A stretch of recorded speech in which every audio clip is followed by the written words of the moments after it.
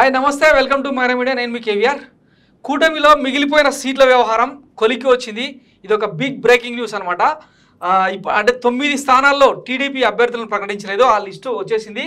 9 assembly స్థానాలకు సంబంధించిన లిస్టును, మరొక 4 పార్లమెంట్ అభ్యర్థుల లిస్టును టీడీపీ విడుదల చేసింది. ఇందులో ఎక్కడ కూడా అంటే రఘురామకృష్ణరాజుకు అంటే ఆకులో కరివేపాకుల మారిన నర్సాపురం సిట్టింగ్ ఎంపీ రఘురామకృష్ణరాజుకు చోటు దక్కలేదు. అయితే గంటా శ్రీనివాసరావు ఊగిసలాడుతూ వచ్చిన చీపురుపల్లిలో పోటీ చేయమని చెప్పి చంద్రబాబు ఆదేశించినా కూడా మొండిగేసిన గంటా శ్రీనివాసరావుకు భీమిలి టికెట్ దక్కింది.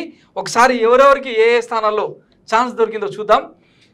విజయనగరంలో చీపురుపల్లిలో కళా వెంకట్రావు, మొత్తానికి ఫైనల్గా కళా వెంకట్రావు దక్కించుకున్నారు. భీమిలి గంటా శ్రీనివాసరావు, పాడేరు ఎస్టీ కిల్లు రమేష్ నాయుడు, దర్శి గొట్టిపాటి లక్ష్మి, రాజంపేట సుగవాసి సుబ్రహ్మణ్యం, ఆలూరు వీరభద్ర గౌడు, గుంతకల్ గుమ్మనూరు జయరాం, అనంతపూర్ అర్బన్ దగ్గుబాటి వెంకటేశ్వర్ ప్రసాద్, కదిరి కందికుంట వెంకట ప్రసాద్.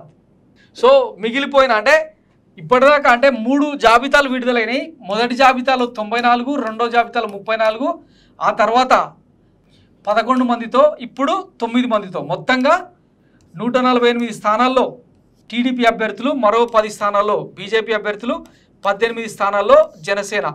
మొత్తం మీద 4 జాబితాల్లో టీడీపీ అభ్యర్థులందరినీ కూడా ఫైనల్ చేసిరు. 10 స్థానాల్లో బీజేపీ అభ్యర్థుల లిస్ట్ వచ్చేసింది. అందులో కూడా ఆల్మోస్ట్ పేరుకు అంటే కమలం పార్టీ టికెట్ కానీ అంత పచ్చకండు వాళ్ళే, సుజనా చౌదరి ఇట్లాంటి వాళ్ళందరూ కూడా టీడీపీ అభ్యర్థులకే టికెట్లు దక్కినాయి. ఇక జనసేనలో కూడా ఆల్మోస్ట్ ఆరణి శ్రీనివాసులు, తర్వాత పులిపర్తి ఆంజనేయులు లాంటి వాళ్ళందరినీ తీసుకొచ్చి అంటే టీడీపీ అభ్యర్థులనే జనసేనలో టికెట్లు ఇప్పించిండు. మొత్తానికి చంద్రబాబు తన గేమ్ ప్లాన్ను విజయవంతంగా అమలు చేసిండు అన్నది ఈ లిస్టుతో తేలిపోయిందనమాట. ఒక గంటా శ్రీనివాసరావుకే టికెట్ దక్కుతుందా లేదా అన్నది ఆసక్తికరంగా మారినుండే ఆయనకు కూడా ఫైనల్గా ఇచ్చేశారు. అయితే అసెంబ్లీలో రఘురామకృష్ణరాజుకు అకామిడేట్ చేస్తారని అనుకున్నారు కానీ ఆయనకు మళ్ళీ ఒకసారి బిస్కెట్ చేసిండ్రు. ఇక పార్లమెంట్ అభ్యర్థుల జాబితాను ఒకసారి చూద్దాం. విజయనగరం కలిశెట్టి అప్పలనాయుడు, ఒంగోలు మాగుంట శ్రీనివాసరెడ్డి, అనంతపురం అంబికా లక్ష్మీనారాయణ, కడప చడిపిరాళ్ళ భూపేష్ రెడ్డి. ఇక్కడ ఇంట్రెస్టింగ్ ఏంటంటే ఒకవైపు ఢిల్లీ లిక్కర్ స్కామ్లో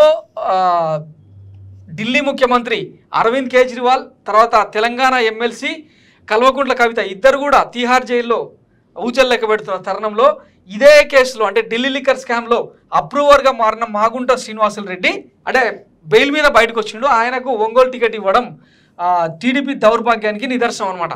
ఈ ఈక్వేషన్లోనే వైఎస్ జగన్మోహన్ రెడ్డి మాగుంట శ్రీనివాసరెడ్డికి టికెట్ నిరాకరించారు. ఆయన అంటే ఆ స్క్రాప్ను తెచ్చి చంద్రబాబు నెత్తిన పెట్టుకున్నాడు ఆయన అనమాట.